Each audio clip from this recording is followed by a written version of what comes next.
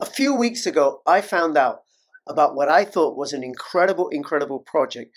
Incredible for privacy, incredible for freedom, and that's what I'm going to be talking about in this video.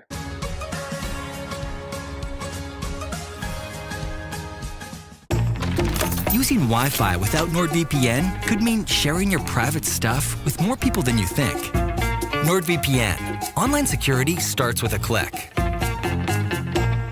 The Keystone wallet is the wallet that you want to be using to keep your crypto safe. Whether you are a Bitcoin maxi or an altcoin lover, it is perfect for you. Easy to use, 3 secure elements, and integrates easily with MetaMask, Kepler, and dozens of other extension wallets. Get one now to keep your crypto safe and secure. Go to bit.ly/CryptoRichKeystone. Hi, this is Crypto Rich, working with you to get rich with crypto, filling our pockets with crypto profits.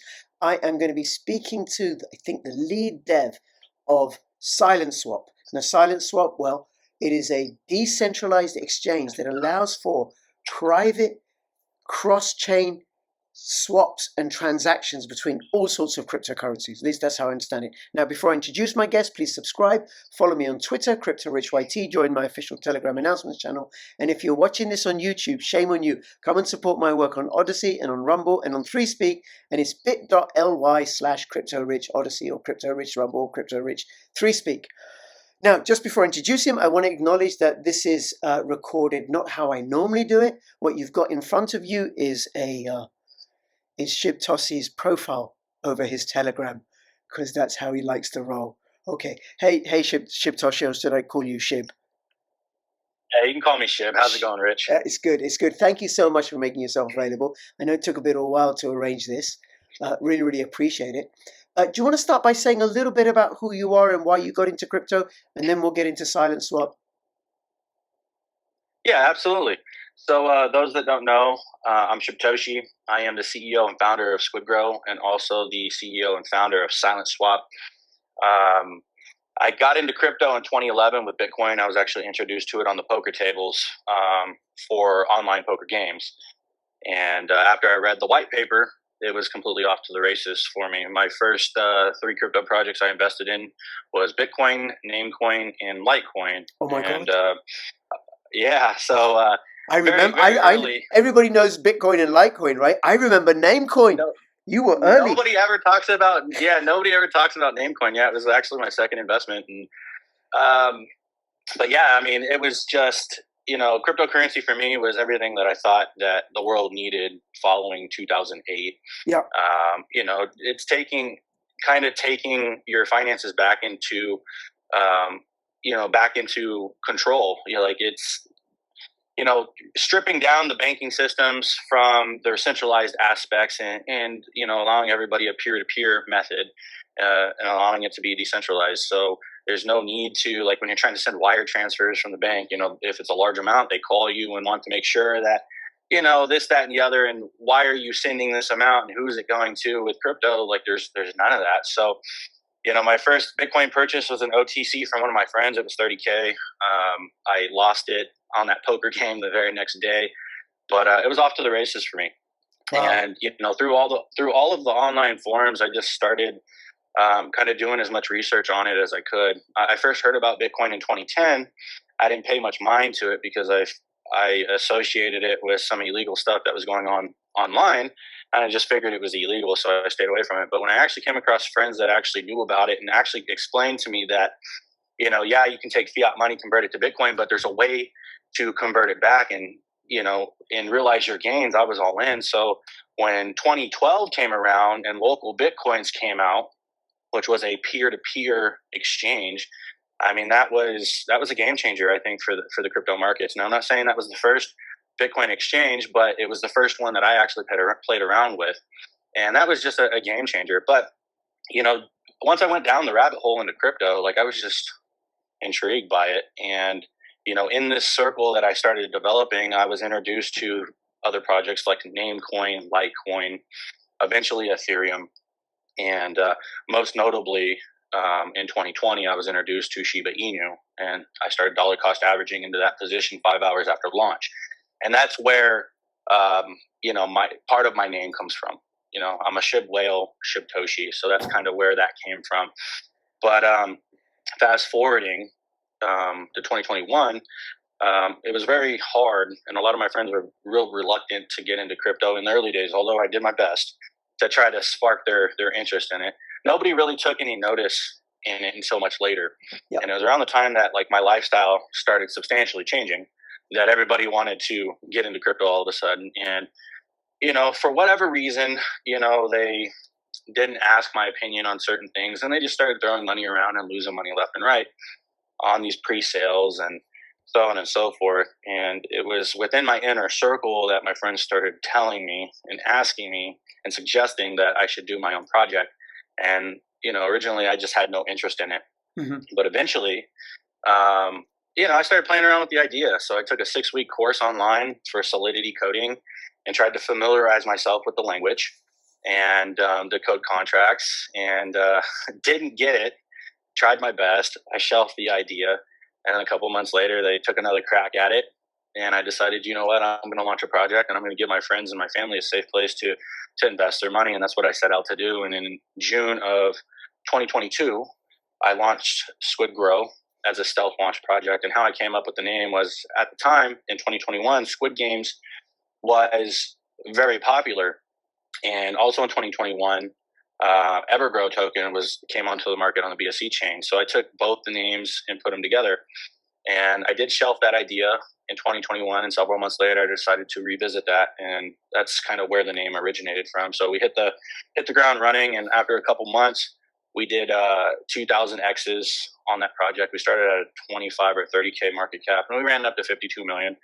So it's still a micro cap, but very early on, I had ambitions to, do kind of like a hybrid, like a meme utility project, because in my personal opinion, after you go through the stages of the initial hype with a meme, you just lose steam. So you have to have something to fall back on. So we started focusing our efforts on building utility, and we took the entire bear market building and, in preparation for the bull. And it was during this time that Silent Swap was conceptualized. And it's one of the things that I'm most proud of. Yes. Now, Shiv, that's extraordinary. I bought my first Bitcoin via local Bitcoins.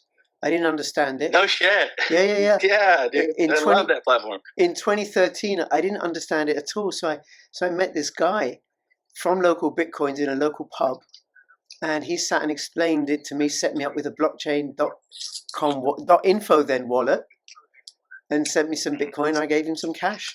The mistake I made was I didn't buy enough Bitcoin. But then nobody ever does, right? Nobody ever does. And maybe in 8, 12, 16 years time, looking back, we're thinking we should have bought more Bitcoin in 2024. Should have bought more Bitcoin in 2024. So that's great. The other thing that I noticed about your story is you're not from a tech background. You're not a developer. You had to learn that. Is that right? Yeah, that's correct. That is correct. And I don't consider myself a dev. Right. I employ very intelligent guys to build our applications and code EVM and Solidity. But I know the basics. Kind of going into a backstory, and this isn't something that I talk about a lot, but I have to talk about it. So the actual launch date of Squid Grow was June 17th, 2022. And it was with a Solidity contract that I myself coded. And we deployed it as a stealth launch on that day. And 5 minutes after launch, we realized that although you could buy the token, you couldn't sell the token. And the reason being is I somehow managed to deploy the contract with the Uniswap router and the Pancake Swap router in the contract. I don't know how I managed it, but I did. So I seeded liquidity on BSC so you could buy it, but you couldn't sell it. So we immediately, upon finding that out, we put out an announcement to our very small group of Telegram members. I think maybe it was like 88 people. We had maybe 88 investors at the time. And we told everybody we had to do a relaunch. So luckily, I had a connection with another developer that provided me his contract. And on June 18th, the very next day, we did a relaunch. We airdropped all the original holders. And that is the contract, the V1 contract that we used up until our recent migration to our new V2 contract. But I did my best to code the contract, and I was very proud of it, but it didn't work properly. But I say that to say, I know enough about Solidity to kind of skate by doing bare minimum things. Right. But, I don't consider myself a developer. I am just the project owner, and I employ the people that are more intelligent than myself to do this type of stuff. Which is a smart thing to do. Yeah, absolutely. Okay. All right. Well, one of the things I want to ask you is about your mask and your identity, right? What are the? Yep.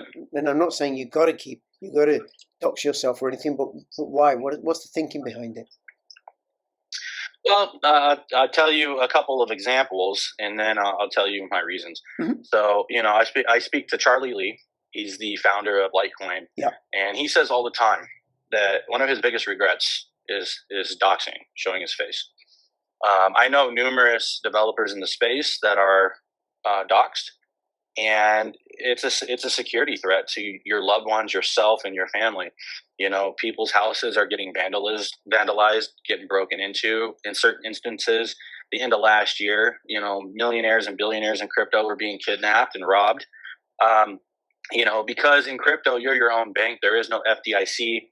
There is no protection like that. Everybody assumes that you're walking around with all your assets on your devices, or you at least have them at your house. It makes you a target. Yeah. And in addition to that, I had a very real experience within my real life friends that one of my buddies a couple years back was just starting to gain traction as a small crypto influencer. And he was really well known for his live streams that he was doing. And he was doing a live stream in a mall parking lot, and somebody ran up on him, shot and killed him, and robbed him. Wow. And around the moment of his death, before he was shot point blank in the chest, his crypto assets were drained out of his wallet. And so that's the target when people. And it was $50,000. It wasn't even a lot of money, but it's just very unfortunate that people do such crazy things and rob people of their lives for such little amounts of money. But when I decided to do Squid Grow, actually, knowing all this stuff, we were still going to be doxxed. We had planned on being on the website. And in the very early days, actually, one of my original team members' legal name was actually on the website because we were getting ready to put our pictures up on the website that we had taken. But fortunately or unfortunately, however you want to say it, one of my co-founders of the project in the very early days, kind of informed the community of something. So in the early days, the community members were like obviously following the blockchain and, looking around and so on and so forth, trying to, find any links. And it was discovered that there was a link to my Shiba Inu wallet, and it started being talked about in the community. And this is not something that I had obviously intended to be public, but when it came out into the public, one of my original team members, who obviously knows who I am, informed the community that yes, I am the Shiba Inu whale. And fortunately for me, our pictures had not yet been put on the website, but it was one of those situations where we had to answer the questions. So I came out and I told everybody, yes, I am a SHIB whale. I've been in the SHIB project since day one. But that kind of altered the course that we went with the project, and we decided that we were going to be anonymous instead of public because now I'm associated with a large amount of money, and that would make me a target. And so we opted to remain anonymous. And I am anonymous, but I do enjoy making appearances at conventions and so on and so forth. So I'm anonymous to an extent, but I like to go out and I like to shake hands and I like to talk to people, and I'm just a social person. So although I cover my face, my name and my face and attributes are not known. I do show up to events and shake hands and talk about the project. So, but I do it for security reasons. I have to protect my loved ones. I have to protect myself. And, crypto is crazy, man. So, kind of knowing everything that I know and speaking to developers that I know that, vocally voice like their regrets of showing face and allowing their details to be known, taking that into consideration. I've opted to remain anonymous. And, crypto kind of started in the early days with Bitcoin because it was anonymous, right? And it is anonymous. Like your identity is not attached to your address, but if it is known that that is your address, then obviously people, within your circle or whatever will be able to follow you around the space. But, it's not tied to any physical identifying information. So, I think it's just kind of the premise of, playing into crypto. Like you have the right to remain anonymous, and you have the right to have your privacy. And, that's something that I've opted to hold on to. Yeah, no, I get it. That makes complete sense. And a bit similar for me, although I do show my face, is I'm a child protection social worker. And Crypto Rich isn't my real name because I don't want it to be known within what I do, right, that I'm into crypto. And the other point that I think is really important to remind people, right, is, whether or not you're public or not, it's really, really important to keep your crypto safe and secure, ideally in a good quality hardware wallet with the seed phrases never stored online ever, perhaps split in different ways and separated, and secure backups away from home. Okay, thank you. Now, this project is Silent Swap. That's the one I want to talk to you about in particular. Okay. And that came out of a conversation I had with Lisa from Secret Network about a month ago. And I'm recording with her again soon and hope to do regular updates with Secret Network. But she said that Secret Network, the token Secret, will be available on Silent Swap for exchange with other cryptocurrencies that aren't on the Secret chain. So tell us a bit about Silent Swap. Yeah, so that's absolutely correct, and I'm a big fan of Lisa. She's been a big help and a big support to Silent Swap and my project Squid Grow. And we're currently doing events together. We just recently had an event in Brussels together. But Silent Swap came out of necessity. So some of my wallets are known. Mm-hmm. When you have a little money in the space, people track whether they know who owns those wallets or not. People follow those wallets around. They see who you're interacting with, what you're buying, so on and so forth. And there was a situation where I sent a family member some crypto, and that family member sent that crypto to an internal address at an exchange to off-ramp it. And by doing that, they linked their whole cluster of wallets together just based on the interaction with the internal wallet. So that kind of made me realize there's a real need for privacy. Although nobody knows, who owns these wallets, if you are associated with wallets that have big value in them, they, people can follow you around. They can start dusting you. They can try to phish you. They can try to extract value from you and take your money. And actually, Shib, forgive me for interrupting you. There's also the travel regulations in the UK and in the European Union.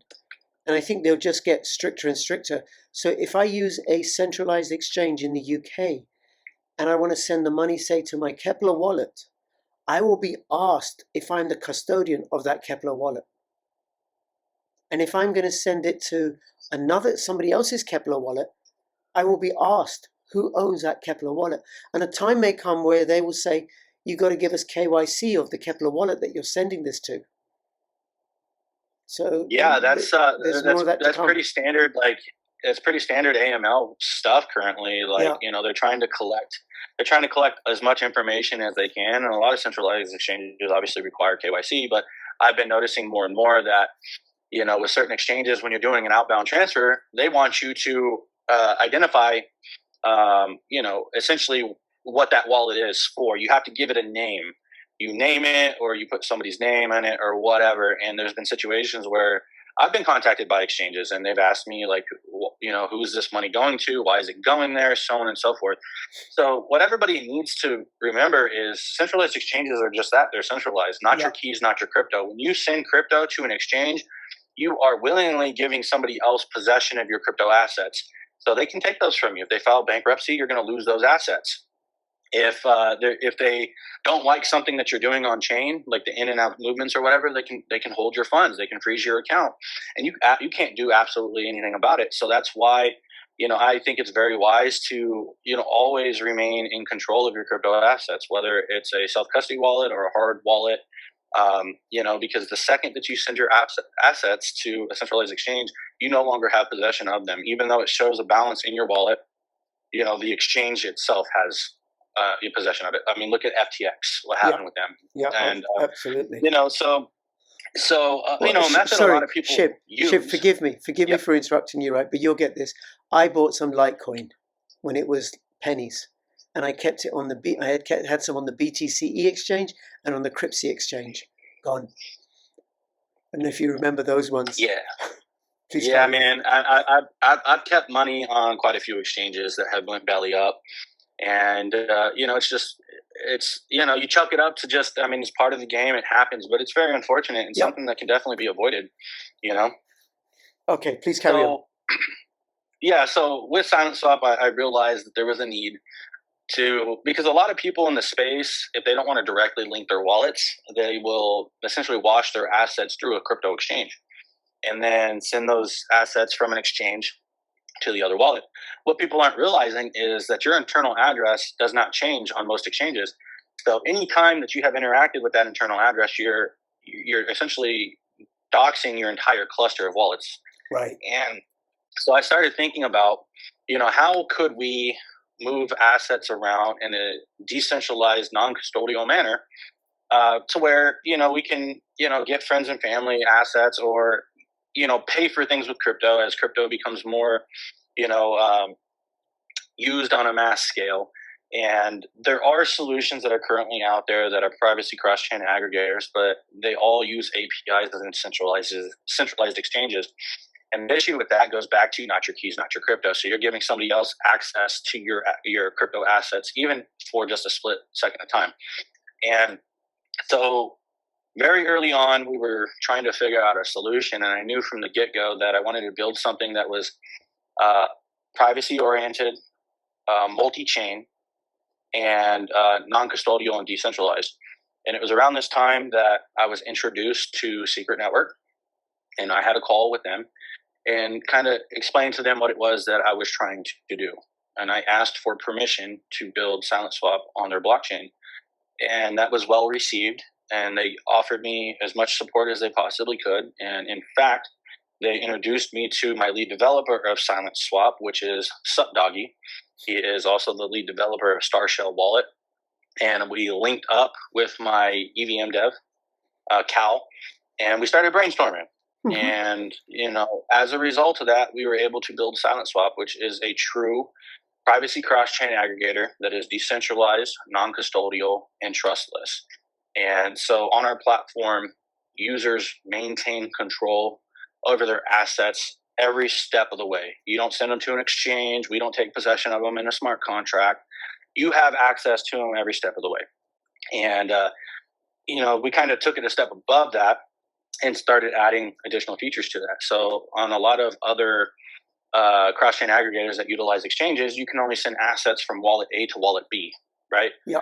On our platform, you can send to multiple wallets. So let's say, this is an example I give a lot.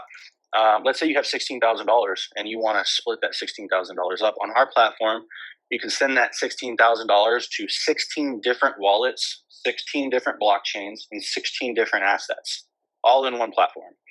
And the best part about it is you maintain control over your assets every step of the way. And so I go on a limb and I say that we are a first mover. This has never been done before. We were told it could not be done or achieved, but that's one of the worst things that you can possibly ever tell me. Tell me that I can't do something and I will do everything in my power to prove you wrong. And that's what we set out to do. And that's what we did with Silent Swap. And additionally with Silent Swap, to make sure that everything's safe and secure, we have audits from Hacken and Surtech. With Surtech, we currently have 13 total audits. Obviously, those are made up of all of the utilities that we have come out with to date. And then our first Hacken audit was also Silent Swap. So we have done everything in our power to make sure that our platform is safe and secure and is fully functional and it works the way it's intended. And I'm extremely happy with what we have achieved. And I'm looking forward to making it mainstream. So we're currently in closed beta right now. And then we will open it up to a little wider audience and a bigger beta, and then we will be going public with that. Okay, that's amazing. Now, I take it your code is not open source, or it will be open source? Absolutely is not open source. I am not going to give any of my potential competition a leg up in regards to what it was we have achieved. So none of our utilities are open source. They are all audited, but I spent a lot of time and money in research and development on our utilities, especially Silent Swap, and I'm not going to just give my source code away to just anybody. Sure, I understand, right? I understand. And then one of the risks of that, Shib, and this is no slight to you, is that there is an element of trust required. The trust in the relationship between Silent Swap and the auditors, that the auditors are going to be authentic, that they're not being paid off or anything, right? So, and I also understand why you don't want to keep it open source. But one of the things for people in crypto to always bear in mind with this project and any other project, any project that I cover, right? We always gotta, what's the word? Be careful. Yeah, absolutely. Trust is one of those things that is earned and never given. So, in regards to the safety of our code, obviously we sign big fat NDAs with these auditing companies. We have NDAs with hacking and Certec that protects my intellectual property and my source code. But Silent Swap is not made up of smart contracts, and I won't get into the inner workings of it. Mm-hmm. But essentially, what we have done is we have just connected the pre-existing doors that already exist and made it in a manner that anybody can access those doors in a simple UI interface. So this is a process that, if you're super familiar with the ins and outs of these different blockchains, you could probably achieve the same thing that we are doing. It would take you much longer, but it could probably be done. But there's also room for missteps, and you could accidentally, make a hiccup and lose your assets. The platform that we have built, we have gotten it down to where our transaction time is averaging about 6 to 12 minutes, maybe 15 tops, and that includes Ethereum. So our platform is very fast, very, very efficient, and very user friendly. I'll give you an example. Some of our competition that uses the centralized aspect of things, to move $10,000 on their platform, it's going to cost you about $600. Right, Wow. That's a pretty big fee. Yeah. On our platform, and now this is with our promotional percentages that we're rolling out when we debut, which is 0.5% is our fee. On a $10,000 transaction, your total fee is about $80 to $90.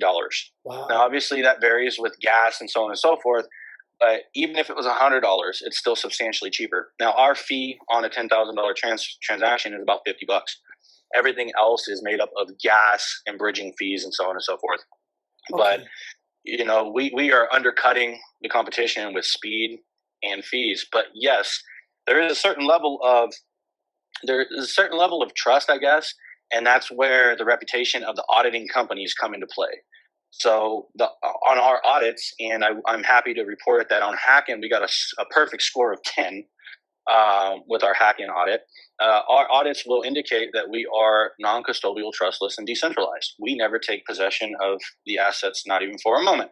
So, which would you rather? Would you rather use a platform where you're going to pay higher fees and you're going to transfer your assets to somebody and they're going to take possession of those? Or would you rather save some money, substantial amounts of money, and maintain control over your assets every step of the way, and you get a very complete breakdown on where your assets are, what they are doing on chain, because we show all of that. And aside from the progress bar that we show on the platform, there's a complete breakdown. It shows your assets are swapping from this to that, they're bridging from here to there. Like, it gives a complete breakdown of every step of the way. So that's amazing. It's just one of those. It's just one of those. Amazing. So, Shib, from a user's point of view, right? So, I got some ETH, and I want to buy some Sol, different blockchains. Mm-hmm. So and then I want to maybe later on buy some Bitcoin. So, my understanding from what you said is that with Silent Swap, I'll be able to do that in a decentralized manner, where I retain control of my assets because I never give up my private keys, and it's fast and cheap, and I mean faster and cheaper than, say, some of the centralized competitors like ChangeLE and ChangeNow, which are exchange aggregators. Am I understanding this correctly? Yeah, that's correct. But I will say that in V1, Silent Swap is only EVM compatible. We're not on V1. We're not supporting Bitcoin, native Bitcoin, or Solana. Okay. We do plan on incorporating those in V2.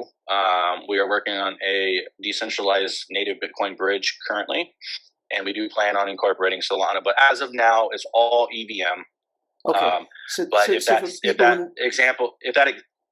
that example is essentially the same, you're starting with ETH and you want to swap to even Floki, Shiba Inu, BNB, or whatever it might be. Yes, you can do that and maintain control over your assets every step of the way.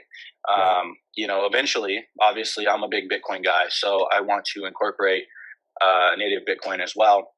And because Solana has such a big popularity right now, we want to incorporate Solana as well, but that will come later. I didn't want to stall the launch dates too much by trying to incorporate these, into the V1. So from Envision, when we first started envisioning SilentSwap, we wanted to incorporate it into Bitcoin, but as of right now, we don't have the means to do so.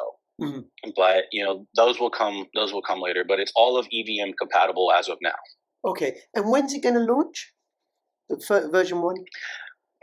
So we don't ever give at SquidGrow. We don't ever give timelines, dates, roadmaps. But I will say that we have gone through our audits. We have made some minor changes onto the platform, and that was to increase transaction speed. So that's why our transaction speeds are now 6 to 12, 15 minutes.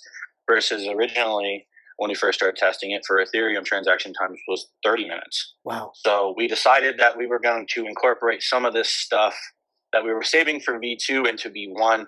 So we made some changes, and we're back in audit now. But okay.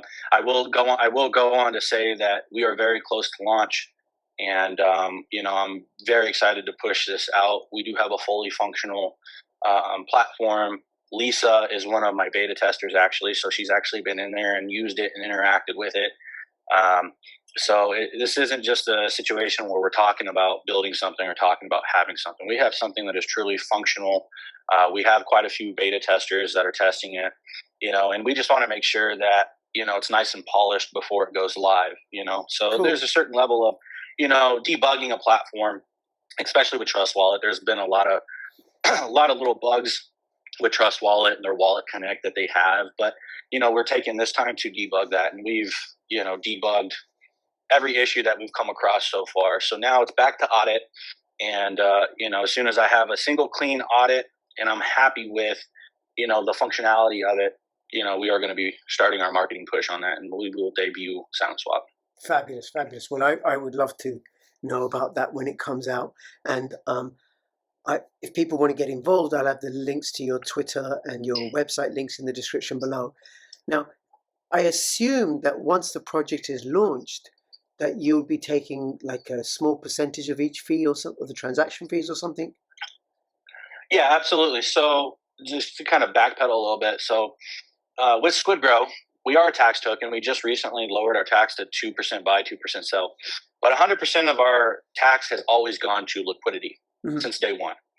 And my emphasis is always on liquidity to market cap ratio. So the project itself does not generate revenue based on tax. I fund everything out of pocket, and I have done so since day one. So yes, there is a percentage of the overall fees that we are raking that will go back to the project. But this is how we incorporate also my ecosystem, SquidGrow. So our utilities that we put out are revenue generating, and percentages of that revenue go back to the community in the form of a buyback, liquidity injection, or both. Now, I myself will start paying myself back, obviously, from these fees generated. But we also, give value to our community. And the idea behind that is to make a self-sustaining ecosystem. So as revenue comes in, we pay that forward, so to speak, and we do buys on the chart or liquidity injections. So we are on the road to 0 tax, and we've come a long way when it comes to our tax. I always try to keep our liquidity to market cap ratios at least above 5%. Right. There's a lot of projects in the space that have big market caps, but their liquidity to market cap ratio is 0.5%, 1%. It keeps them very volatile. I have opted for slow and steady and stable. So, a lot of people might say that, we're too stable, but that's also how I ensure that everybody can go to sleep at night and ensure that, their value is going to remain to an extent. Obviously, I can't control market conditions and so on and so forth, but I am a whale investor in Shiba Inu, and anybody that knows my story knows that at the very top in one of my wallets, I had over $5 billion in Shiba Inu token and not enough liquidity to realize those gains. Not that I would realize those gains anyway, because I'm a big supporter of SHIB, but I don't want any of my community members to be in the same situation that I was in. So I want to make sure, to the best of my abilities, that there's enough liquidity for everybody to realize their gains when that time comes. So a great emphasis has been put on, our liquidity. And as we scale down to 0-0, obviously we won't have that tax going into liquidity anymore. But how I will offset that and maintain our liquidity to market cap ratios is by the revenue generated from these utilities. So, if I want to pump our chart and thin our liquidity ratios a little bit, I'll do a buy on the chart. Okay. If I want to beef up our liquidity, to make it a little thicker, I'll just do a direct injection into our liquidity, or I'll do both, I'll split it up 50-50. But that's how we are generating value for our community. So from the very early days, I wanted to create a self-sustaining ecosystem, and we have done so with our utilities. And I think Silent Swap is going to probably be one of the biggest utilities that we will probably put out, at least in the near future. And it's something that I'm really excited for, because I really believe that whether it's the bull market or the bear market, everybody's trying to move crypto assets around, and everybody wants to maintain control and privacy while they're doing so. Yes. Which Silent Swap will let you do. Okay, now just so I'm clear, right? You're not talking about any sort of token launch to reward the community. No, so Silent Swap will not have a token. Right. So I am the owner of Squid Grow, and that is the only token that I am associated with. So the point of our utilities is to add value to the Squid Grow community. So essentially, by becoming a community member in Squid Grow and our utilities going live, I will add value to you based on revenue distribution from what we generate from all of our utilities, to date. We also have liquidity locker. We have a fully functional NFT marketplace with a pretty cool collection that was put together by Mike S. Miller from DC Comics, Game of Thrones, and Marvel. He did our 10,000 piece NFT collection. Now that is not live yet. I'm waiting for the market to get a little better, but we have a lot of different utilities that add value to our community when they start generating revenue. But Silent Swap will not have a token.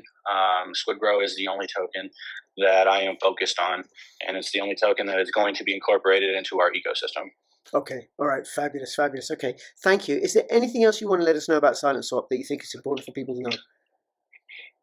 I think that the masses are starting to realize that, when it comes to crypto, it's cracking down a little more in regards to the privacy things. Like more and more platforms that were not KYC are now starting to be KYC, and they're starting to not allow certain users in different regions to access their platforms, and everything's being tracked, and everything, they want to account for everything. Who's the person you're sending the crypto to? What's the purpose of it? They're slowly but surely stripping away our privacy, and privacy is something that we're entitled to. And something that I say a lot is you would want the world to know who you're sending Venmo transactions to, where you're spending your credit card money at, Zelle, so on and so forth, Cash App. Crypto should be no different, especially in the manner where, I'll give you a quick example. While we were in New York, Slum Doge Millionaire, who's a friend of mine, he's a big Dogecoin whale. He went to a pizza place in New York, and he bought a pizza with Dogecoin. Now, obviously, Slum Doge is doxed and known in the space, but any bad actors that happen to be watching his wallets would know at that exact moment in time where he was, because that address for the pizza parlor is public. It's known. It can be found on chain. So it becomes a security risk. Like when you start spending crypto in the real world, anybody that's watching your wallets will know where you're at any point in time, and that you're in the vicinity, and it can become a security risk. And something like Silent Swap allows you the ability to move around in a private manner and maintain access and control of your assets and all your personal data and privacy. Like this, I think an application like this is what this space needs. And as you may have noticed, more and more people are starting to notice the need for privacy. I mean, you got Shiba Inu coming out with Treat, and Treat is the governance token of their privacy blockchain that they're coming out with. Like you're seeing, more and more people start to take note of, the need for privacy. I mean, look at Secret Network. They are very early supporters of privacy. They have a privacy blockchain, and it's great. I think the masses will start to realize the need for privacy, and an application like this can definitely be utilized to help facilitate that. So I think when it comes to building utilities, we are looking to build things that are useful to the masses. That is my goal, and I think we have achieved that with SimonsSwap. Fabulous, fabulous, and I agree with you there on privacy. No privacy, no freedom. And the ones who want to take away our privacy are the very ones who want to rob us of our freedoms and of our wealth and of our freedom to associate. You've got to have privacy. Absolutely essential. Okay, Shibtoshi, absolutely is essential. I really, really appreciate you taking the time to talk to me. And I'm going to talk to you offline in a moment as well. But anybody who's watching, if you have any comments or questions, put them in the description below. Please share this video far and wide. And between now and when I see you next, please keep filling your pockets with secrecy, privacy, and freedom. Crypto Rich and Crypto Shibtoshi signing out. All the best. Bye-bye. Thank you, guys.